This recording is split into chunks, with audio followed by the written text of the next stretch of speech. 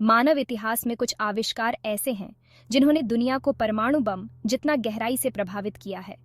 एक ऐसा हथियार जो पूरे शहरों को नष्ट कर सकता है, इसकी उत्पत्ति ने 20वीं सदी में एक निर्णायक क्षण को चिह्नित किया। लेकिन परमाणु बम की कहानी केवल शक्ति और विनाश की नहीं है। यह महत्वाकांक्षा, भय, विज्ञान और नैतिकता की कहानी है। यह यात्रा है कि परमाणु बम की परिकल्पना कैसे की गई, इसके निर्माण के पीछे कौन था और इसके विनाशकारी परिणाम कैसे सामने आए।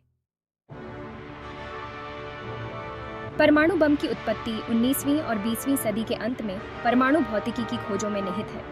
रेडियोधर्मिता के रहस्य को उजागर करने वाली महान वैज्ञानिक मैरी क्यूरी और परमाणु संरचना का अध्ययन करने वाले अर्नेस्ट रदरफोर्ड जैसे अग्रणी वैज्ञानिकों ने परमाणु ऊर्जा की नींव रखी।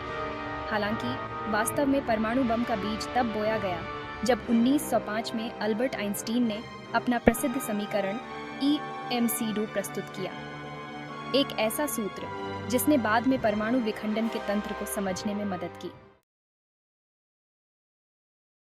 आइंस्टीन का समीकरण दर्शाता है कि द्रव्यमान की एक छोटी मात्रा को विशाल ऊर्जा में परिवर्तित किया जा सकता है।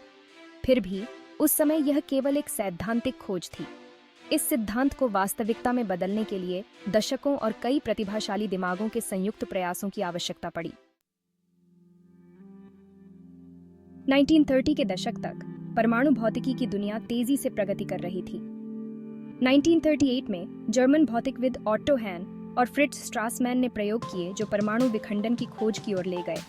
वह प्रक्रिया जिसके माध्यम से परमाणु के नाभिक को विभाजित करके ऊर्जा जारी की जा सकती थी। हालांकि इस महान खोज के सैद्धांतिक स्पष्टीकरण लीज माइटनर और उनके भतीजे ऑट्टो फ्रिश ने दिए। विखंडन केवल एक वैज्ञानिक खोज नहीं थी, यह परमाणुओं में निहित विशाल ऊर्जा को उजागर करने की कुंजी थी। विखंडन के साथ एक विस्फोटक श्रृंखला प्रतिक्रिया बनाने की संभावना, जो अभूतपूर्व पैमाने पर ऊर्जा को मुक्त कर सके, एक वास्तविकता बन गई। 1939 में जब यूरोप युद्ध की कगार पर खड़ा था, वैज्ञानिक समुदाय के भीतर तात्कालिकता की भावना फैलने लगी। यह डर बढ़ता जा रहा था कि नाजी जर्मनी पहले परमाणु हथियार विकसित कर सकता है। इस डर से प्रेरित होकर हंगेरियन भौतिक विज्ञानी लियोस जेलार्ड, यूजीन विग्नर और एडवर्ड टेलर के साथ अल्बर्ट आइंस्टीन के पास गए और उन्हें अमेरिकी राष्ट्रपति फ्रैंकलिन डी रूजवेल्ट को एक पत्र लिखने के लिए प्रेरित किया। आइंस्टीन के इस पत्र ने रूजवेल्ट को जर्मन परमाणु बम की संभावना और अमेरिकी कार्रवाई की आवश्यकता के बारे में चेतावनी दी। रूजवेल्ट ने जवाब में एक वैज्ञानिक और सैन्य सहयोग की शुरुआत की, जिसे मैनहट्टन प्रोजेक्ट के नाम से जाना गया। इतिहास के सबसे महत्वाकांक्षी प्रयासों में से एक यह परियोजना दुनिया भर के महान वैज्ञानिक दिमागों को एक साथ लाई। इस परियोजना का नेतृत्व भौतिक विज्ञानी जे रॉबर्ट ओपेनहाइमर और जनरल लेस्ली ग्रोव्स ने किया, जिसका लक्ष्य था धुरी शक्तियों से पहले एक परमाणु बम विकसित करना। मैनहट्टन प्रोजेक्ट के केंद्र में समय के खिलाफ एक दौड़ थी। जबकि कई वैज्ञानिक जर्मन बम के डर से प्रेरित थे, अन्य लोग परमाणु ऊर्जा को नियंत्रित करने की वैज्ञानिक जिज्ञासा और चुनौती से प्रेरित थे।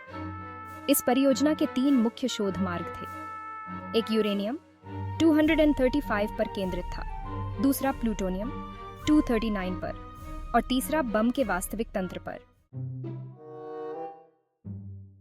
यूरेनियम 235 एक दुर्लभ समस्थानिक को उसकी अधिक प्रचुर मात्रा में पाए जाने वाले समस्थानिक यूरेनियम 238 से अलग करने के लिए जटिल प्रक्रियाओं की आवश्यकता थी।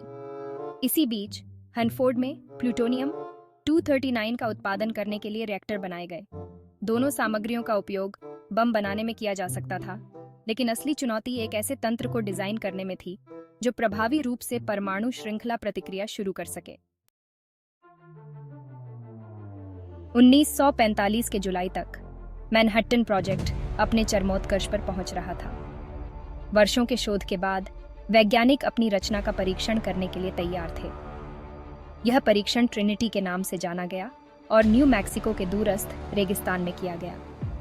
16 जुलाई 1945 को सुबह 5:29 पर दुनिया ने अपना पहला परमाणु विस्फोट देखा। ट्रिनिटी परीक्षण की सफलता के साथ अब अमेरिका के पास सबसे शक्तिशाली हथियार था। हालांकि यूरोप में युद्ध समाप्त हो चुका था, लेकिन प्रशांत क्षेत्र में युद्ध अभी भी जारी था। राष्ट्रपति हैरी एस ट्रूमैन के सामने एक गंभीर निर्णय था। क्या जापान पर बम का इस्तेमाल किया जाना चाहिए?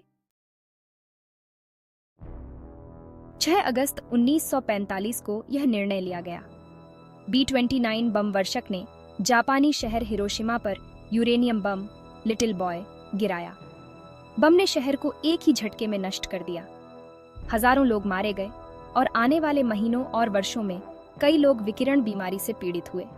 3 दिन बाद दूसरा बम फैट मैन नागासाकी पर गिराया गया।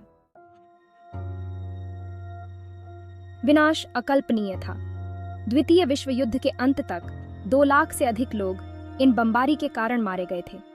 इसके बाद जापान ने आत्मसमर्पण कर दिया, जिससे युद्ध का अंत हो गया, लेकिन परमाणु युग की शुरुआत हुई।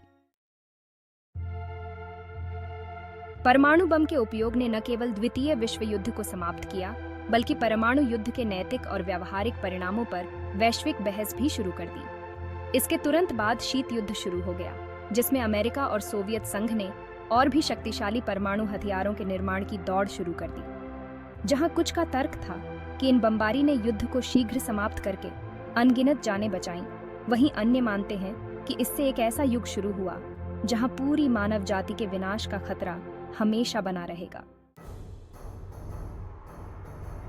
हालांकि राजनीतिक नेताओं ने बम के उपयोग पर अंतिम निर्णय लिया, लेकिन इसके निर्माण की कहानी को उन वैज्ञानिकों के बिना नहीं बताया जा सकता है जिन रॉबर्ट ओपेनहाइमर, एनरिको फर्मी और लियोस जिलार्ड जैसे लोग अक्सर बम के जनक के रूप में जाने जाते हैं। लेकिन क्या वे नायक थे, दूरदर्शी थे या केवल परिस्थितियों के शिकार थे?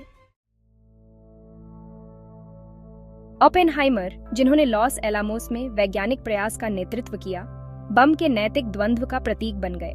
जबकि उन्होंने शुरू में नाजी जर्मनी को हराने के लिए बम बनाने की चुनौती को स्वीकार किया, हिरोशिमा और नागासाकी में हुए विनाश को देखने के बाद उनका दृष्टिकोण बदल गया। अपने सबसे प्रसिद्ध साक्षात्कारों में से एक में उन्होंने भगवद गीता के शब्दों को याद किया, अब मैं मृत्यु बन गया हूं, संसारों का विनाशक। ओपेनहाइमर ने अपने जीवन का शेष हिस्सा हथियार नियंत्रण और परमाणु निरस्त्रीकरण की वकालत में बिताया। लियोस जिलार्ड, जिन्होंने सबसे पहले परमाणु श्रृंखला प्रतिक्रिया की संभावना की परिकल्पना की थी, बम के विकास को लेकर गहरे असमंजस में थे। उन्होंने आइंस्टीन को रूजवेल्ट को वह प्रसिद्ध पत्र भेजने के लिए प्रेरित करने में महत्वपूर्ण भूमिका निभाई थी, जिसमें संभावित नाजी परमाणु बम के बारे में चेतावनी दी गई थी।